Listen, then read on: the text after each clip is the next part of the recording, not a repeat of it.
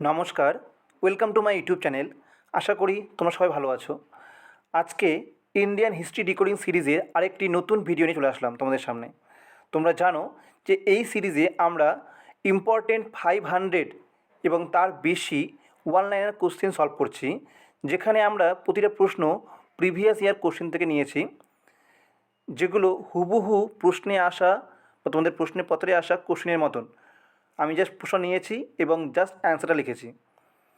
এই প্রশ্নগুলো তোমাদের আপকামিং পরীক্ষার জন্য খুবই হেল্পফুল হবে। তো চলো শুরু করা যাক। আমরা অলরেডি বেশ কিছু ডিসকাস করেছি প্রশ্ন। তোমরা যারা দেখোনি ভিডিওগুলো, তোমরা অবশ্যই চ্যানেলে গিয়ে চেক করতে পারো। এছাড়া আমাদের হোয়াটসঅ্যাপ চ্যানেল এবং টেলিগ্রাম চ্যানেলে যুক্ত হতে পারো এরকম ইনফরমেটিভ ভিডিও ইনফরমেশন পাওয়ার জন্য। তো চলো একদম চলে যাই আমরা লাস্ট যেখান থেকে আমরা শেষ করেছিলাম। আমাদের লাস্ট ভিডিওর প্রশ্ন ছিল শকাব্দ কে প্রচলন করে? Right answer Kanishka. নেক্সট শুরু করা যাক। পালি ভাষার পরিবর্তে সংস্কৃত রাষ্ট্রভাষা হয় কোন যুগে? রাইট অ্যান্সার হবে শুঙ্গ যুগে। এটি মগধের একটি রাজত্ব করেছে মগধের উপরে এরকম একটি বংশ। এর আগে কি ছিল? শুঙ্গদের আগে ছিল হারিনেক, তারপরে আসে শুঙ্গ, তারপরে আসে নন্দবংশ, তারপরে মৌর্য বংশ।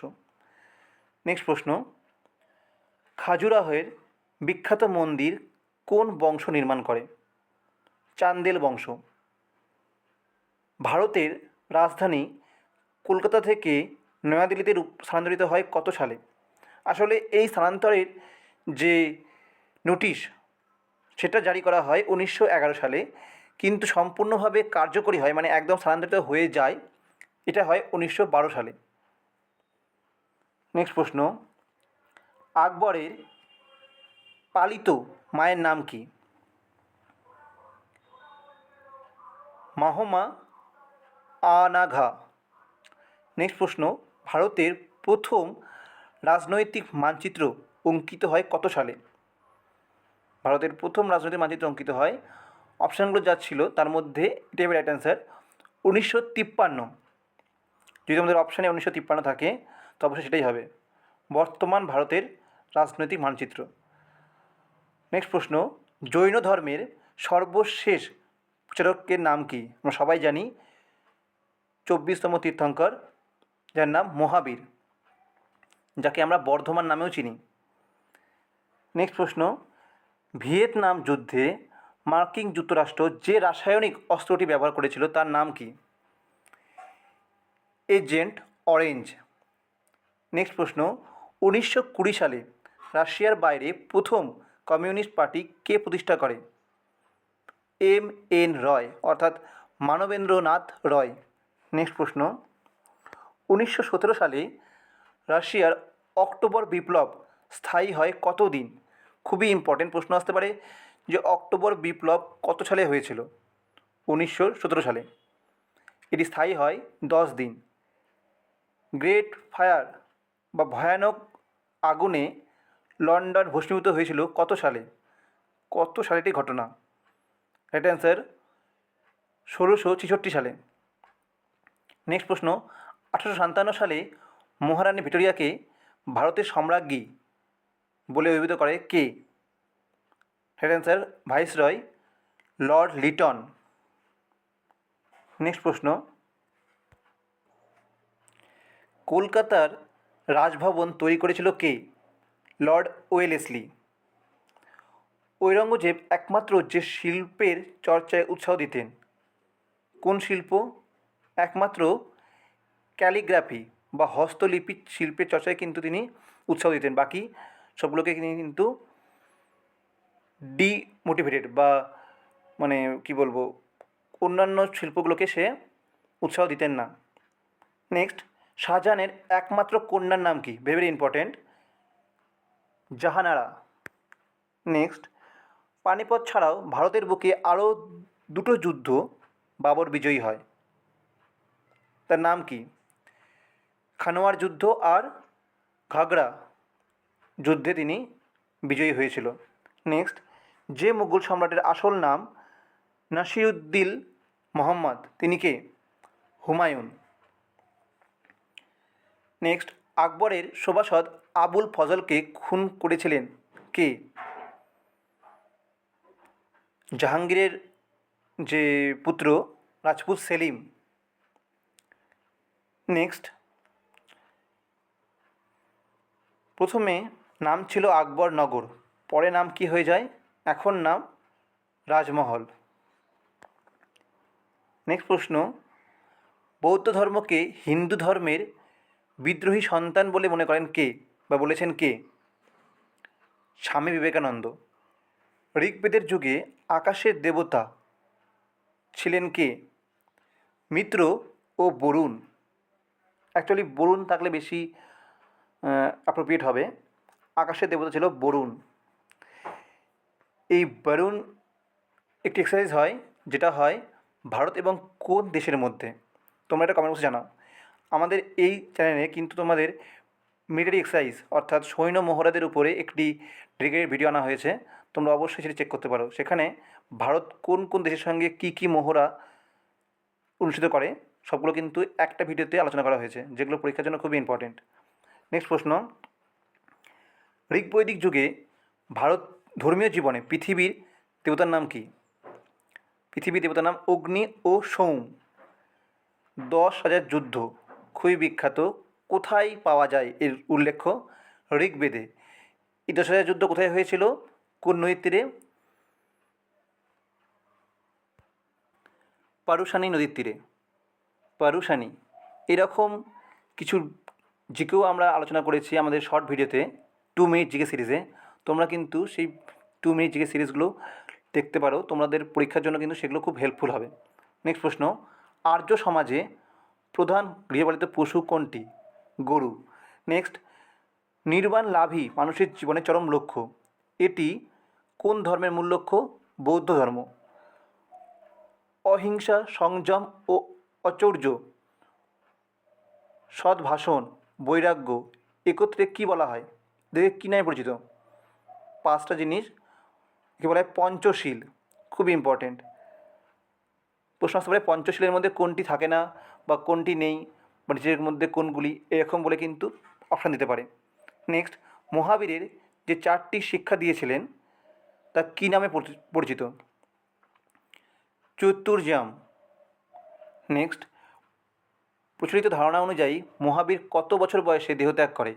72 বছর বয়সে। কোথায় দেহত্যাগ করে এটা তোমরা কমেন্ট বক্সে জানাও। নেক্সট প্রশ্ন, আটলান্টিক চার্টারে যে 2 রাষ্ট্রনায়ক বা রাষ্ট্রের যে প্রধান স্বাক্ষর করেছিল তার নাম কি? একটা হচ্ছে রুজভেল্ট আর ব্রিটিশ প্রধানমন্ত্রী Winston Churchill. Very very important, Atlantic charter. Next প্রশ্ন, ইউরোপের সদর দপ্তর কোথায়? ব্রাসেলসে। প্রশ্ন আসতে পারে যে ইউ অর্থাৎ ইউরোপিয়ান ইউনিয়নের সদর দপ্তর কোথায়? উত্তর হবে ব্রাসেলস। নেক্সট প্রশ্ন, ভারতের জাতীয় আয় প্রথম পরিমাপ করেছিল কে?